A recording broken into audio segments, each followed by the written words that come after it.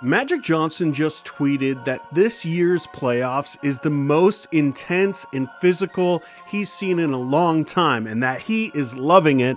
And I am too. The second round is here, but what that means is not only is it continuing with some awesome games, but some teams are going home. And that means it's time to fix these losers from the first round and see if we can figure out what steps they can take to get back on track and advance next year. Let's start off with the Memphis Grizzlies. Obviously, the most important thing for them to do is to figure out whether they're going to build on Ja Morant or trade him and figure that out quick. I think a lot of teams are kind of getting that now, of dealing their stars before they force their way out. And Ja Morant is kind of at that crossroads. Like, do we want him to force his way out? Do we want to build on him? All the sideline antics and all of that. What do we do with Ja Morant? And for me, I'm thinking he's too good to trade yet. Maybe in the future, but he's too good right now, and you got to give it another chance, especially since you're locked in with all three of your heavy hitters of Jaren Jackson Jr., Desmond Bane, and Ja Morant. I think you give it one last shot. So punt the decision to basically December. If everything goes well, then continue, and if not, then you have a little bit of time to figure out what to do before the trade deadline. But you do have to do something right now, so I'm thinking they should sign the restricted free agent Jonathan Kuminga. I think he fits right into what they're trying to do of that run and gun offense. Kuminga adds a lot of athleticism and some three-point shooting onto a team that desperately needs it. So I'm thinking that if they have him, maybe they could do a little bit better in the playoffs next year. Now, switching over to the Clippers, it's very different. I think that they're not very far away from being able to compete at a high level. They almost made it past Denver. I don't think they have to do too much, but when you're looking at the salaries and you compare that to how people performed in the playoffs, Bogdanović needs to go, right? You only have 1 year left on this contract with Bogdanović, so I'm thinking you could probably throw him in whatever huge trade. There's so many rumors going around right now. Whatever huge trade is out there, maybe you could throw him in and be able to get something back. But really, I think that they just need to invest a little bit into these young guys. You got Kobe Brown, and he looked really good. Obviously, it was in garbage time, just trash minutes, but Kobe Brown looked pretty good. I would invest in that guy, maybe add in a few veterans like Steven Adams and shore up that bench, but they're not that far away. Now, with the Rockets, it's the most obvious thing in the world. They need a superstar. Everybody knows it. Everyone on ESPN is constantly talking about it. Who are they going to get? Is it Kevin Durant? Is it Giannis? What superstar is going to come in there and save Houston? For me, I'm leaning toward Kevin Durant because he's such a proven thing. I know you would get less time with him because obviously he's a little bit older than Giannis, but I think he would probably be a better fit because really what you need is someone who, when the chips are all down, they're ready to perform at their best. They're going to make that shot. I don't actually see that from Giannis. Giannis is a whole system unto himself. Kevin Durant is a proven shooter and scorer that you could throw in pretty much on any team and he would do well, except for Phoenix apparently. So I'm thinking like you go and do whatever you got to do. You'll probably have to get rid of Jalen Green, but given his performance that he is even criticizing, I got to be better. First playoffs isn't an excuse. I just got to be better. I think that you could probably give him up and still be competing at a high level. Now, the real problem is Fred VanVleet's contract. I don't like saying that as a Raptors fan. I really don't like saying that, but he's just making too much money for what he is producing for this team. So I think you need to get off that contract, get Kevin Durant in there, and maybe add in a few pieces with veterans, get Steven Adams to re-sign, get some people on the bench who can talk to these young guys. And if they do that, I think they're in a pretty good spot. The last losers in the West are probably the most complicated. What do you do with the Los Angeles Lakers? They're kind of in shambles right now. They obviously have a roster that doesn't work. Maybe it worked for LeBron, but it doesn't work for Luka. So you're going to have to redo pretty much everything on this roster if you're going to compete at a high level next year. They showed it.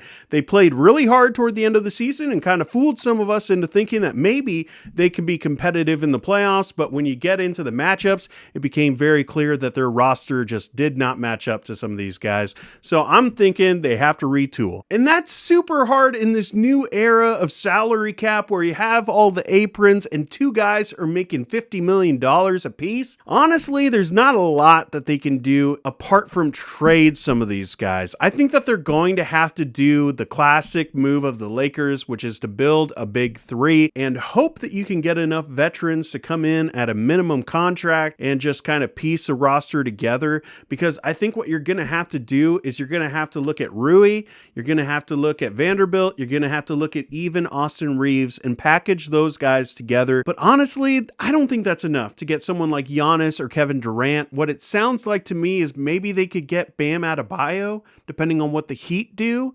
But that's the kind of quality of player they're probably going to be able to get. And it looks like that's pretty much like their only option because it's just too expensive. So they're just going to have to package some of these guys together and rely on their name to lure someone into wanting to come to LA and play alongside Luka and LeBron, which, isn't the worst thing. Now, talking about the Heat, they don't really have a lot of options on the table. Really, they only have two. Either get Giannis or totally rebuild. They are obviously on the market to try to get Giannis onto Antetokounmpo and build around him and lure him with the beaches and all of that. But they already tried to do that with Dame. It didn't work out because Milwaukee offered more. And I think that Milwaukee is remembering that situation and probably wanting to get as much as possible for their superstar if he does ask out. So I don't think that they're going to be able to get Giannis given their roster right now.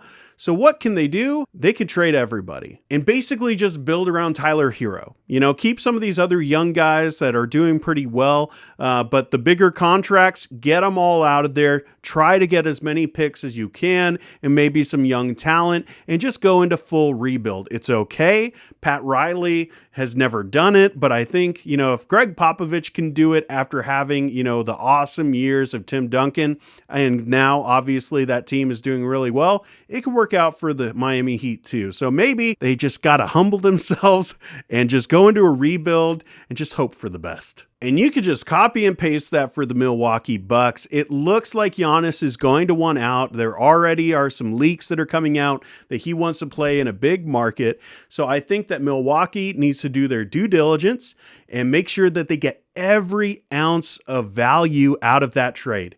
Like, obviously, he is their most important player throughout their entire history, and I think that you need to get as much as you can for it. Don't let it be a Dallas situation. Have every offer on the table, evaluate all of them, and do what's best for your organization, not for the superstar. And then just hope that Dame isn't completely out of it, that he can return next season, so that you could at least trade him and get a little bit of value back.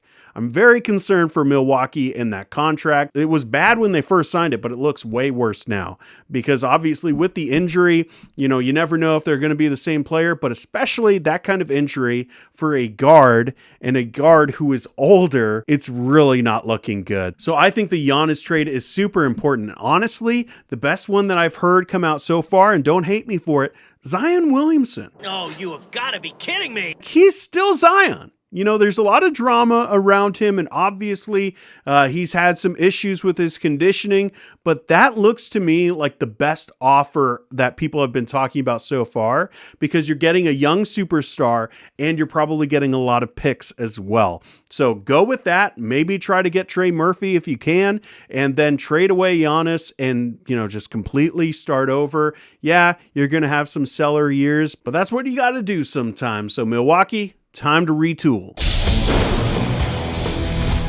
Now with Detroit, it's very clear that they have a great young core, and honestly, I think they just need to work on that. There's not a lot that they have to do to stay competitive. They have to let Cade continue to grow. They have to re-sign a few people. I think you have to re-sign Malik Beasley, who made more three-pointers than anybody last year. You also need to re-sign, and I can't believe I'm saying this, but Dennis Schroeder. Dennis Schroeder really helped them out when Ivy went down and added a lot of depth for them, and honestly just kind of brought people together. So I think that if they just keep this team together, they can do really well next year, let them grow. And if you feel like you have to do something, maybe go and try to get Kuminga. I think that he's probably going to be the guy that a lot of teams are checking on to see if Golden State's going to let him go at a decent price. And if he can go, then get him. If they have to trade Tobias Harris, then go ahead and do it. Although Tobias Harris has really come a long ways. A lot of people looked at him as just like the worst contract ever with that Philly contract, but he's a duct tape player. You could just put him on anything and he's going to cover up weaknesses. He's going to keep things together. But if you can get Kuminga and kind of add him into like the time frame of some of these other players like Cade, I think that that can really help this team. But honestly, they are good just the way that they are. Lastly, the Orlando Magic need a point guard. It's the most obvious thing in the world. When you watch them against the Celtics, they really struggled at that position. You had KCP kind of acting like a point guard sometimes, but that's definitely not his strong suit. Obviously, you had a lot of injuries go into things, but Cole Anthony isn't someone that you're going to be able to rely on in the playoffs. Like, you just need a point guard. Now, there are a few options. One that's wild. All right, I'm just going to put it out there. What if Kyrie Irving doesn't re-sign with the Dallas Mavericks? What if he doesn't? Like, he has obviously proven that over the years. I mean, he announced it to Boston that he was going to re-sign and then left. Some of my teammates, as well as the organization and everyone else in Boston, you guys will have me back. I plan on re-signing here next year. Boom! And I think that might happen again. He might look at what has happened in Dallas and look at the injury with Anthony Davis, and maybe the fire Nico chance maybe had an effect on Kyrie. Maybe he wants out of there. Most likely not, though, because he is injured. So obviously you want to go with the sure bet. But if someone like Orlando were to go out and offer him the moon, maybe he would go there. And if he were to go there, that would be a great team. If Kyrie Irving, Paolo, Franz, like you're looking at like a really competitive team in the East, and it would be really funny to watch it. It would be really, really funny. I'm sorry, Dallas fans, but it would just be hilarious. But most likely he's going to re-sign there in Dallas, so you'll have to look elsewhere. I mean, you could offer a huge contract, and maybe Chicago wouldn't match it for Josh Giddey, who's a restricted free agent. I think that he would fit perfectly onto this team, but I'm expecting Chicago to do whatever they have to do to re-sign him, especially with how he ended the season. He was just on fire, so I'm thinking that Chicago's going to want to keep him. So most likely you're going to have to try to get someone like Fred VanVleet, who is on a team option. I'm expecting them to either trade him or to just let him walk.